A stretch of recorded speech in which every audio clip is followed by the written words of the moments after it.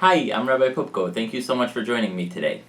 One of the most interesting things about today's political climate is to see what a great demand there is for leadership and how that leadership can sometimes elude people when they're looking for it. You see, people are desiring leadership in a great way, and sometimes people are desiring to be leaders to a large extent, but sometimes those two don't click. Well, that brings us right to this week's Parsha. In this week's Parsha, the Torah tells us about Nadav and Avihu, Aaron's two sons. Aaron's two sons bring a sacrifice that God did not want them to bring and die for that. And there are several explanations why it is exactly that the two sons of Aaron died. Some say because they drank wine, some say because they were rushing before their father and doing things that they shouldn't have done, they should have left for their father to do.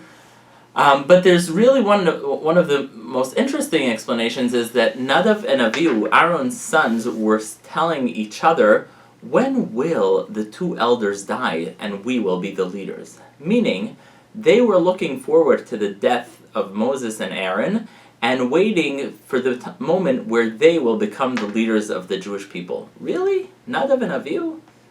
The Talmud tells us that Nadav and Avihu were great people, they were righteous people. So is it really possible that these two righteous people were saying something so vile that they were looking forward to the death of their father and uncle just so that they can become the leaders?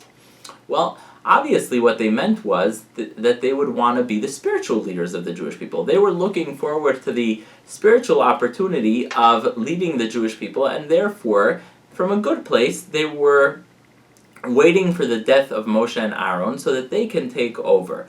And nonetheless, God did not look favorably upon this. So why didn't God like this?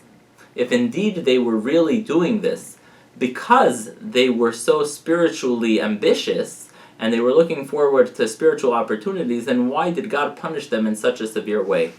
The answer, there's a beautiful answer given by Rabbi Noach Weinberg, who said the following: even if they wanted this leadership role to be spiritual leaders of the Jewish people, they didn't need to wait for the death of Moshe and Aaron.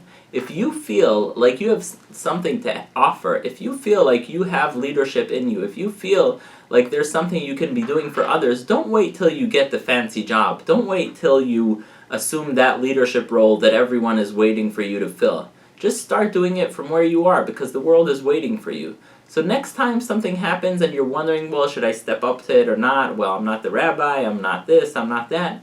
Don't wait. Just step up to what you're supposed to be doing and do it. As the Mishnah in Pirkei Avot tells us, "B'makom she'ein anashim hishtadel liyot ish." If you see there's no one to do something, do it yourself. Thank you so much for listening, and please remember to subscribe.